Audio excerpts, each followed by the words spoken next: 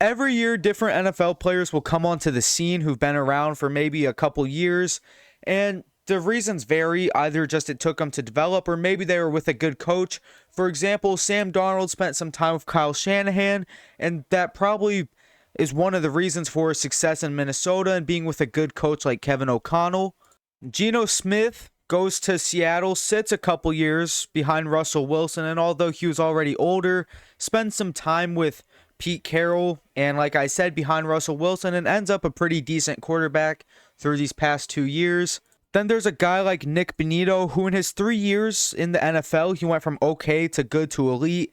And even the guy on the other side of him, and Jonathan Cooper, being a 7th-round pick, going from pretty mediocre to 8.5, then 10 sacks.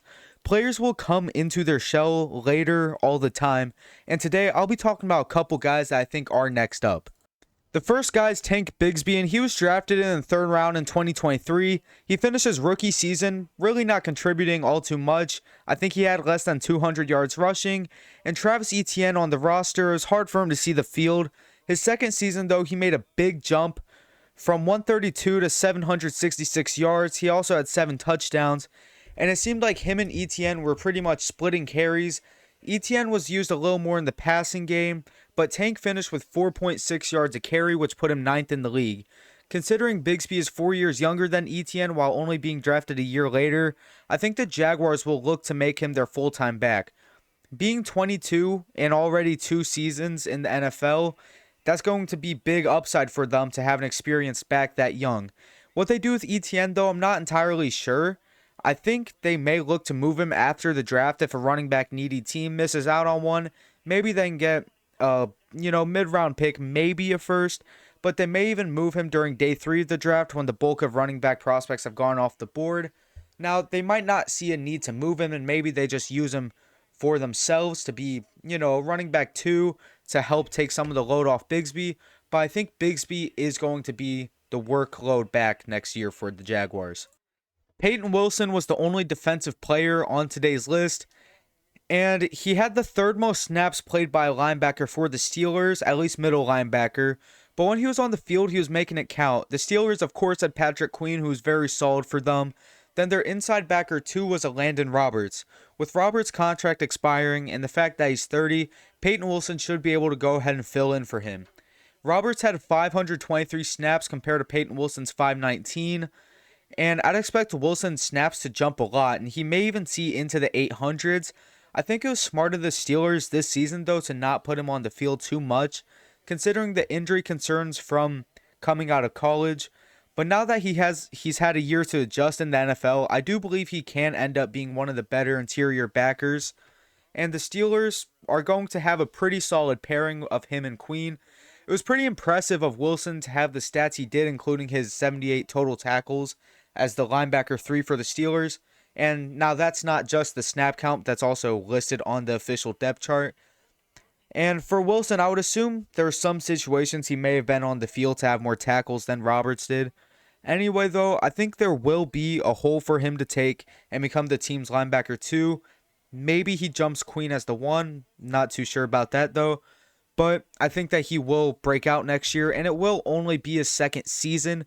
So maybe on this list, it doesn't make as sense as the 2 other guys we're talking about. But I think that he is still going to be a great player next season and is going to build off of a great rookie year. Now, if you guys like content like this, let me know with a comment and a like, but we'll go and move to our last guy on the list. And that's going to be Justin Fields, and I feel like he's some of a fan favorite, and a lot of people believe he has the talent to be a stud NFL quarterback. And I think there's a chance a team like the Raiders, maybe even the Jets, may want to take a shot on him. With Pittsburgh seeming uninterested, at least earlier in the year, I think he'll likely head to a different team, considering they're likely to miss out on a QB in the draft. The biggest reason I think he'll break out, though, is because he may see the full season as a starter. He proved capable to man the ship at the start of the year with Russell Wilson being out, and seeing he's had a little bit of time to grow and sit, I think a team may believe that maybe he's matured in the mental game as an NFL quarterback. The Jets or Raiders wouldn't have the strongest supporting cast, though, but I still believe he'd be able to do all right, considering he wasn't supported the best with the Bears and he was still okay with them. And the Steelers' offense is by no means elite either. My ideal fit for him, though, would be the Titans. The Titans cast is kind of decent. The O-line's a little shaky, but I think that it could be comparable to the Steelers, especially with their left tackle. I know they just drafted him. I know he was pretty all right this year and that he should grow. I'm blanking on his name, but it sounds like the Titans are kind of interested in trading down in the draft or picking someone outside of quarterback with the one pick. They'll let him battle and talk about Justin Fields with Will Levis if they were to sign him for the starting job. And that's a competition that I think Fields will be able to win.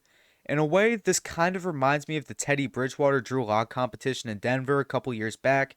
I know that at this point in Justin Fields' career, it is different than Teddy Bridgewater was, but this scenario just wouldn't be great for Levis for the Titans, kind of like how it wasn't great for Drew Lock in the Broncos' development. But I think it could be a decent stepping stone for Fields to come in, win a QB1 job, even though it's against Will Levis. But if I'm the Titans, I don't completely discredit running Will Levis back another year. Talking about Justin Fields, though, I think that a team like the Titans, maybe with a little bit of cap, obviously they have the first overall pick and they can get even more capital from that. I think it might be worth it for them to consider picking up Justin Fields. If you enjoyed this, leave a like, comment your thoughts, comment maybe your own list of different players you think could break out, and have a good one.